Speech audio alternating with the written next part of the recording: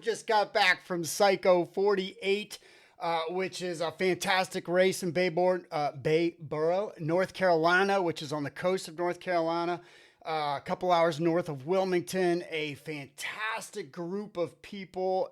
Rich and Carol, who put this together, are absolute saints for doing this event, and they're just lovely personalities, and the racers are lovely, and all the support crews are lovely. I personally had 4 athletes going down for all of the glory this year, and I had one athlete who absolutely knocked it out of the park, right? So for these ultra events, when you start, especially when you start to get to the 24-hour, the 48-hour, the race across the East, race across the West, things like that, there are fundamental lessons to learn. And athletes come to me wanting coached, and, they have 1, 2, 3 fundamental lessons to learn, fundamental lessons, nutrition, how to deal with sleep, how to deal with environmental factors like heat and cold, aero, biomechanics, all that kind of great stuff. But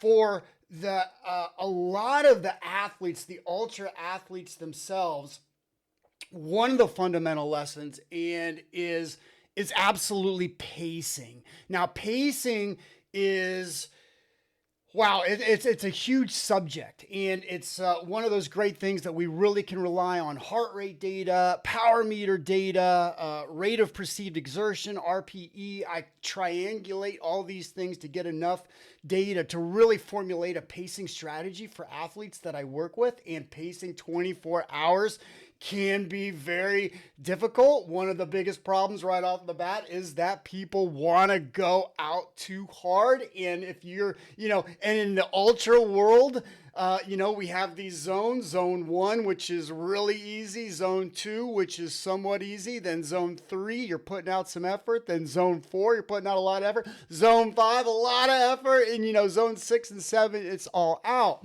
And so for ultra events, what's fascinating about the pacing is that if you go out zone 2, that very well could be too hard, right? You're burning matches, right? And so it's a fascinating experiment, and it's always great to talk about pacing.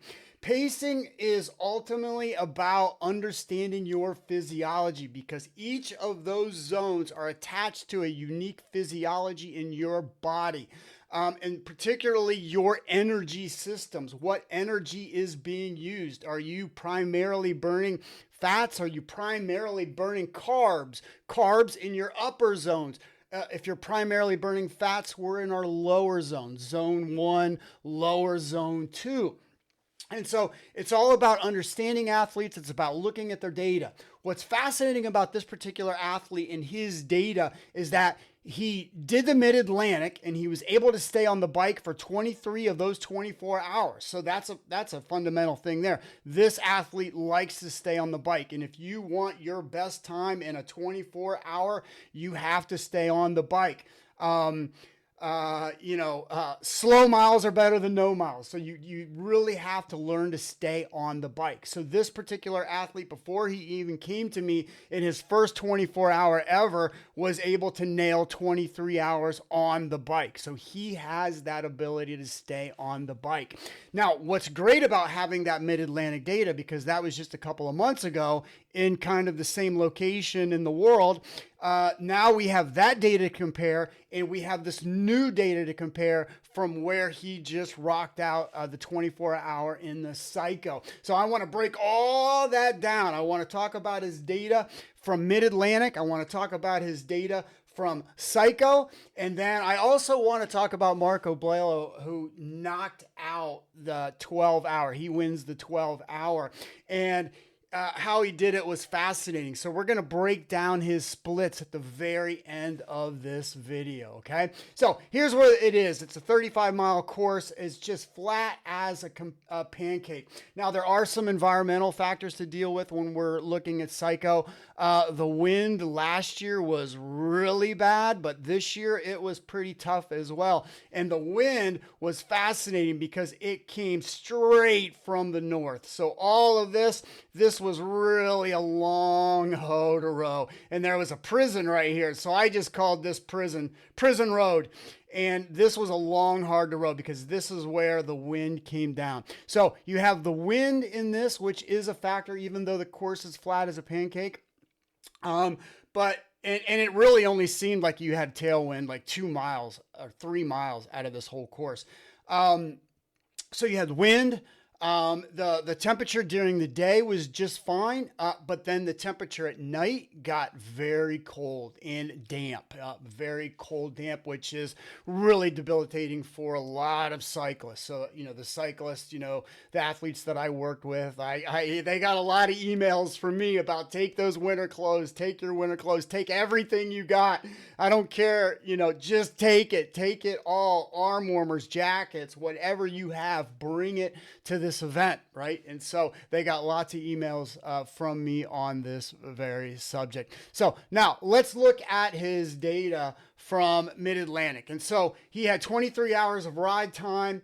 And he was able to get 375 miles, which is not bad at all for your first 24 hour. But we'll look at this data, and you can see this is the power trend line, okay? This is the speed trend line. And so basically what the power trend line tells me is that when I see this type of power trend line, I could see right off the bat that he went out too hard, right? So this section, he went out too hard and basically died 1,000 deaths to climb across that finish line. And then we can see his speed collapse as well. But through pacing, if we start him at a lower wattage, he's able to carry a consistent wattage through the entire ride, which means that he's actually going to be able to do more watts at the ride. And I'm going to break that down a little bit.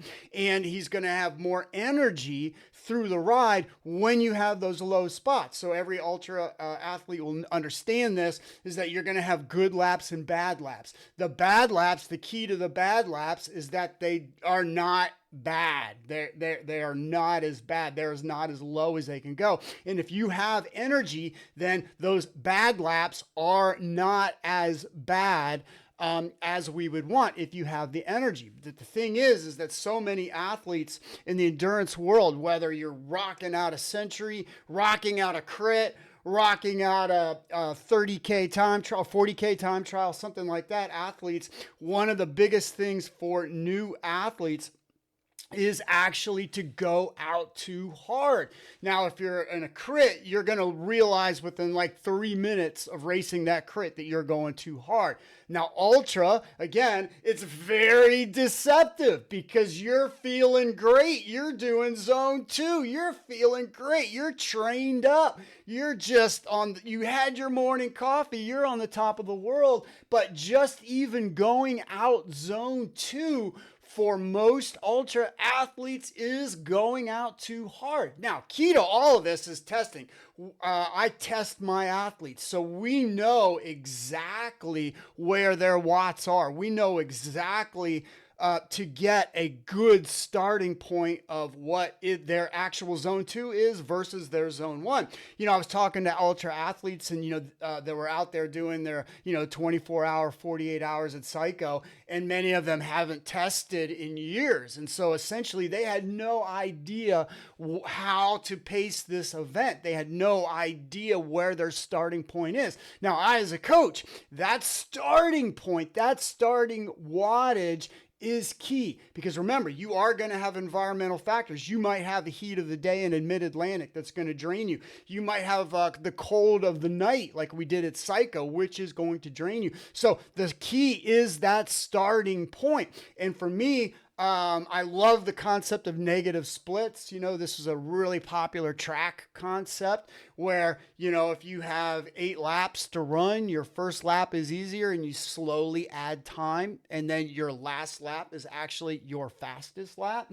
That's been proven over and over again as the fastest way to run. One of the things is that it's all about energy, these ultra events. And so when you're out there, you're burning fats and carbs, okay? Fats and sugars, okay? And so the fats are going out and we want to, and it's never one or the other. There's no light switch, okay? So when you start going out there for intensity, maybe you're at, you're in zone 1, you're like at 80% carbs, 20 or 80% fats, 20% carbs. When you go up to zone 2, maybe you're 60% fats, then 40% carbs. Now, where are those carbs coming from? Where's that sugar coming from? It's coming from your blood, it's coming from your liver, and it's coming from your muscles. The problem is if you start draining too much energy from those muscles too soon, you just can't put it back. And then that's when you have athletes that go out too hard. They drain way too much. They're taking way too much energy from their muscles, and then they're dying 1,000 deaths to get across that finish line. But if you're able to keep that fat burning at your maximum capability and just slowly tick away the sugar in your muscles, and obviously you're eating carbs on this thing to get you through to replace that, but you can only replace at such a rate and you can only take at such a rate. And so if you're taking too much at the very beginning from those muscles, then you're pretty much going to die 1,000 deaths to get across that finish line, that your bad laps are really bad instead of just slightly bad. So that's all very important. So this particular athlete, he went out too hard. And that's what happened. I love to look at this in terms of energy. And so this is a graph of energy systems. This shows me that he's mostly burning fats. This shows me this is zone 1, upper zone 2. Then we start to get into zone 3 right here. And then all these red dots that you see are zone 4, where he is really above his FTP and really digging into those muscle glycogen stores. And so I threw this in. This is what a crit looks like. So a crit, right? Basically, it's all out. This is a Criterium energy chart where it's all this red that you're just burning above FTP all the time in a crit. Very little fatty acid oxidation. It's just rocking out at that. And so if we look at his mid-Atlantic, and we look at this, we can see from his energy distribution. So when I'm looking at data, I don't want to see any blue. I don't want to see any red. For a flat 24-hour, I don't want to see any blue. I don't want to see any red in the first half of this thing. And so what do we see with him? We see way too much blue and we see too much red. Now, his first lap in Mid-Atlantic was 1 hour 13, and his last full lap was 1:44. And again, he has that ability to stay on the bike. And so we can look at his lap splits and he really collapses towards the end. And so this first lap is almost 19 miles an hour. And then he's just crossing the finish line at 13 miles an hour. So when I was looking at this, and I was actually live tracking Mid-Atlantic, I had another athlete, Michael Spadaccia, who won the event for the 24-hour in the Mid-Atlantic. I could see that this particular athlete, he went out, and I was watching him, and he was ahead, he was like in second place, like way into the evening. And then I started looking at his Strava data and I started doing some research on him. And I just texted my athlete who ultimately won the Mid-Atlantic. And I said, I don't think that, I think that this gentleman went out too hard. You just stick with your pacing strategy. There's no need to race this gentleman. That I think that you're good. And that's actually what happened. And so this particular athlete collapsed 1,000 deaths in his event. Okay. Now let's look at Psycho. Psycho was radically different. So he came to me after Mid-Atlantic and he says, I really want to get PRs, but he wants to be competitive in these events. And he had never been coached, never thought about coaching at all. And so his first Mid-Atlantic, to get 375 miles is really good for your first 24 hours. Like, that's really good. But I was like, okay, we're not really going to be able to I'll coach you. We're not really going to be able to make you stronger. We can work on your nutrition. We can work on you're pacing primarily. And I just said, I was like, you can ride a faster at your current strength. We can make you ride a faster race through proper pacing. And he listened. And this is the data that he turned into me. So he didn't go out too hard, as you can see. Once again, he had 23 hours of total ride time. And this is actually, he finishes harder than he starts. He was able to, his speed never collapses. It stays on 100%. And his cadence did really good. His cadence really doesn't have that collapse that we saw a couple rides with the Mid-Atlantic. And here his energy distribution, right? Now these blue dots are you're going around a curve. You want to get back up to speed. You want to shake your legs up. I don't have a problem with a few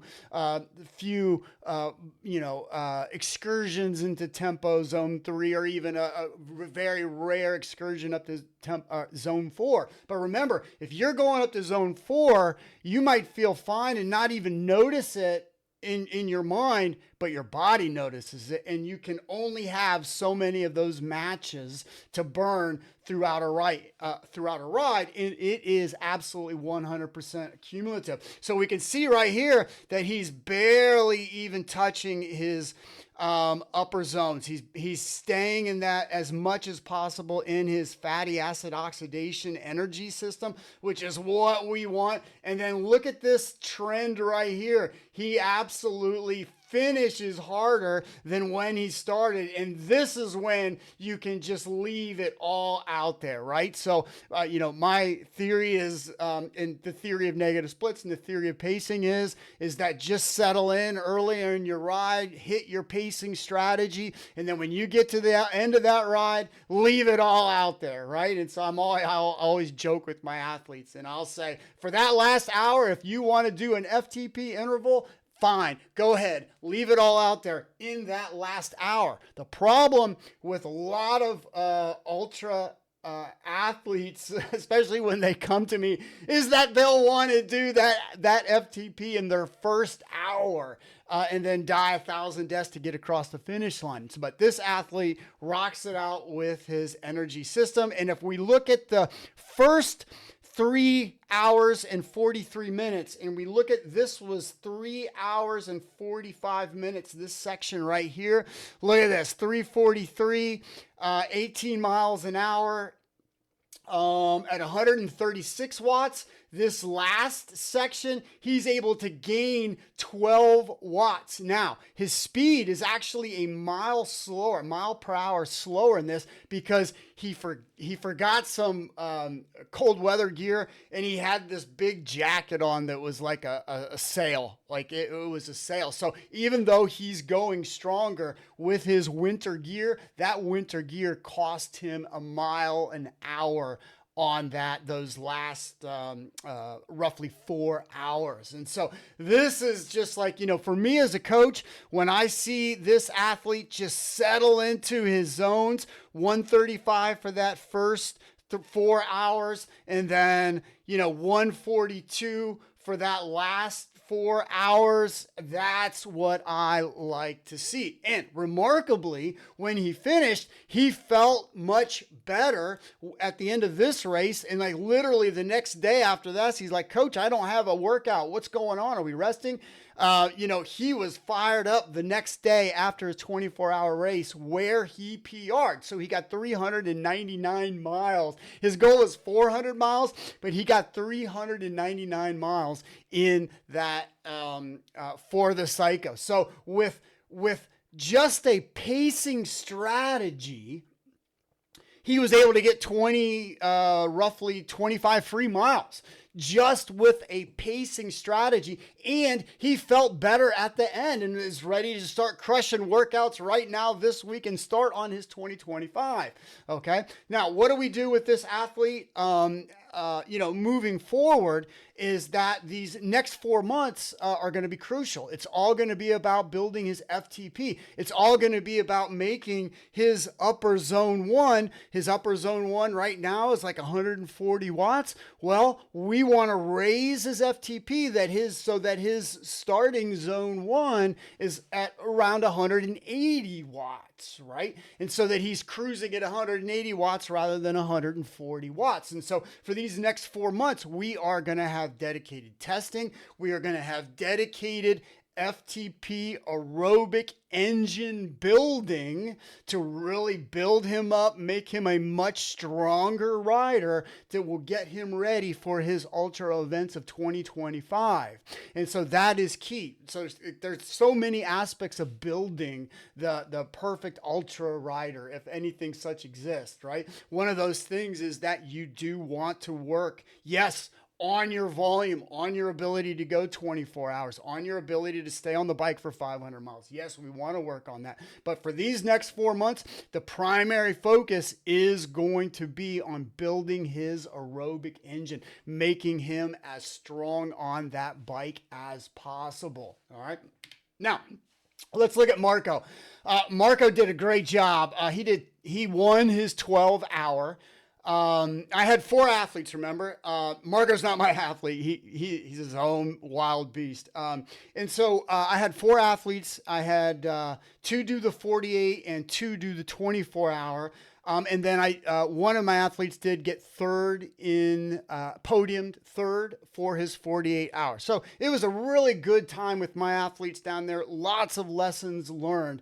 But one person who has just nailed all the lessons. And we're thinking about great biomechanics. We're thinking about great aero. We're thinking about great nutrition on the bike. And we're thinking about, supreme pacing strategy that would have, and, an athlete who has his training off season just really super dialed in, that would be Marco. So he wins the 12-hour. And he goes ahead, he does 270 miles, but he just goes ahead and rocks out that last lap. He didn't stop. He just went ahead and rocked it out. And so we can see this was a drafting competition. So he drafts, I think it was 3 laps, maybe 4. He's drafting with the rest of the group. And then he just decides to go off and just, go ahead and crush it himself. And so we can see his splits. His split right here, drafting 129. His last lap is essentially his strongest lap at 128 non-drafting. And so this includes breaks, any stops, any pee breaks, any grabbing of food, anything like that. And so that we can see his splits, essentially his watts, this would have been his strongest. I don't have access to his data, but this would have been his best watts of this whole thing, meaning that he nailed negative splits. He has his zones dialed in. He knows what he can do. And he starts off, not just crushing the competition, not making his first lap his strongest lap. His last lap of the 12 hours was a brilliant lap. And and his consistency throughout is key. And, that's one of the things that I always emphasize with my athletes on everything: consistency in training, but consistency in pacing for these ultra events, right? It's an absolutely amazing show that Marco put on, and it was great to see. And if we look at the top places of the 24-hour, now this was a 24-hour national championships, so some really tuned up athletes showed up to race that 24 hours. If we look at their splits, that's one of the things that we notice, is that their splits are very similar throughout the entire ride. Their consistency is key. The question is, where do you start? What number do you need to hit in terms of watts to pace that strategy, right? And that's where a coach, there's no software that will predict what you can do, but with coach, with testing, with great data analysis, with understanding the individual rider, we can get pretty close to a great suggestion, right? So I hope that kind of breaks it down and you get an idea of what all this ultra stuff is. There's so many facets to this, and it is, for me as a coach, you know, I coach crit riders, I coach mountain bikers, triathletes, I coach a lot of athletes, but the data, the time trialists that I have, you know, the guys just racing 40K time trials, and then the 24-hour specialists, the 48-hour specialists, those who want to do RAM, that data for me is super exciting. It doesn't seem like it would be exciting, but this is some of the most exciting data that I can think of. It is just an absolute, so many of these athletes just put on a master class at the Psycho 2448. Hey, Coach Lee here. If you're looking for coaching, come on. Let's do it. If you want to nail your best ultra event, let's rock it out. www.sanstead.com.